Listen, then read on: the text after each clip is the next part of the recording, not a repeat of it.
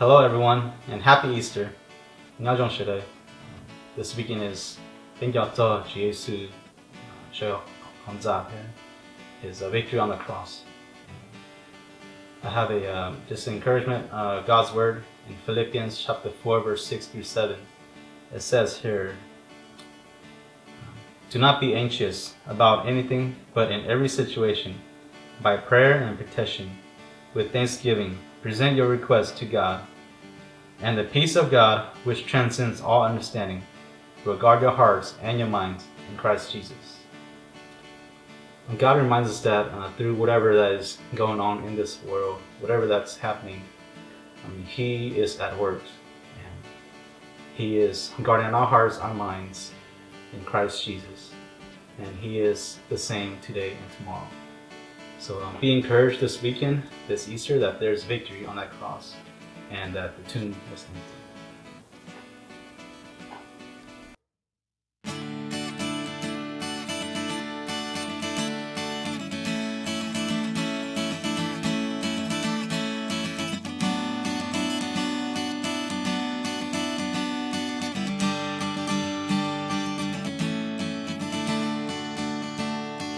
Leejtwg Txhiv Peb Lub Txim,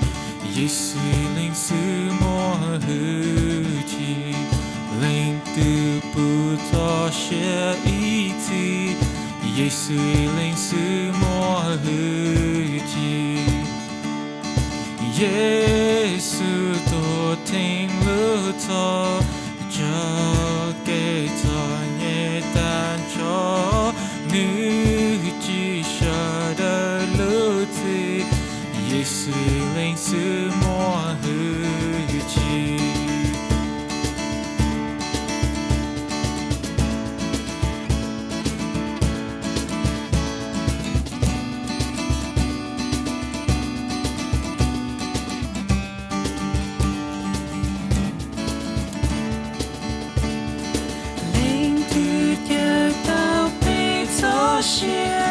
Jesu linh sư mua hư chi, linh từ mua bê hiu đô chia.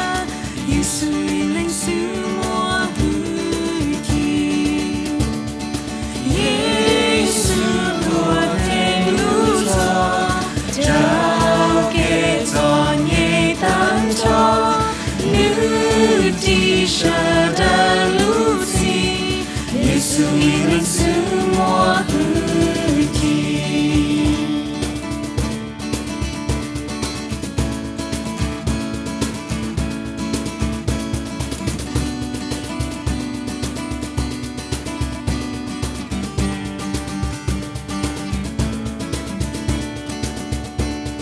Linh từ của từ nhà từ nhẹ, Jesu linh sư mua hư chi. Lấy từ của bê tu theo sinh, Jesu linh sư mua hư chi. Jesu tua thánh lưu cho, trao kê cho nhẹ tan cho, nữ chỉ sợ đời lưu chi. Jesu linh sư mua hư chi.